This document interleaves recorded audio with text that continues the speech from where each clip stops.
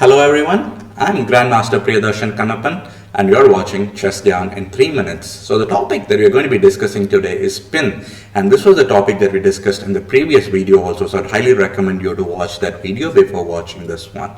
So let's look at the position that we have on the board. It's white to play, and I'm very confident that you'll outfind the first move very quickly, and it is bishop takes d5. So now there's a pin on the d5 g8 because the rook on f7 cannot move because the king on g8 would come under check from the bishop on d5.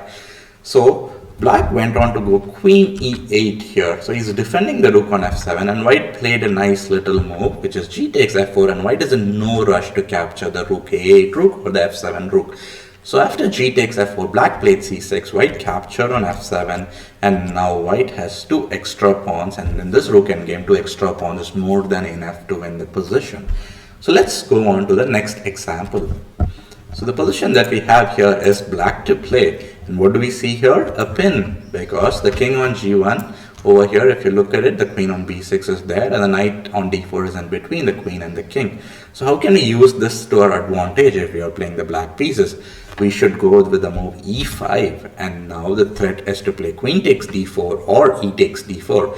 So white went c3 in this game, and after e takes d4, c takes d4, black played rook a e8, and black went on to win this game using his extra piece. So that was a nice way of using a pin to gain additional material and then convert that into a win. Let's look at one other example over here.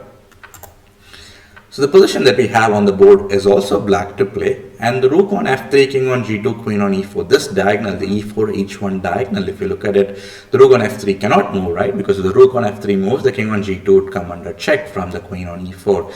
And as it's black to play, black has to make a decision, and black played a fantastic move in my opinion here. The first instinctive move that would come to our mind is like, let's say I would play queen takes d3, and after rook takes d3, capture rook takes f2, king g1, rook g2, king f1, and black can continue to give checks, but it is not very clear if black would win this position because white also have some check ideas on, let's say, c8 rank and 7th rank and so on. So let's go back to the starting position because we haven't looked at a very key resource that black in this game spotted. And that resource, before I reveal it, I would highly suggest you to pause this video and try to find the move and then play the video. The move that black played is rook takes f2. The whole point of it being, if king takes f2, which was played in the game, now you see there's a pin on the f file, and after queen takes d3, white cannot capture rook takes d3 over here because the king is under attack, right?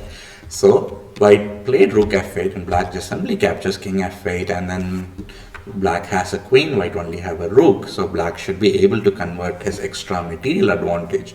So let's go back to the starting position. After rook takes f2, if the king moves, let's say h3 or g1, then black can just simply capture the rook on f3 with his rook, and black ends up with an extra rook. So this is the reason why king f2 is forced and queen d3, and black goes on to win this game. So I hope you enjoyed these examples of pin. Subscribe to the channel and also press on the bell icon so that you get notified of all of the latest videos that we upload. I will see you all soon with a different video. Bye bye everyone.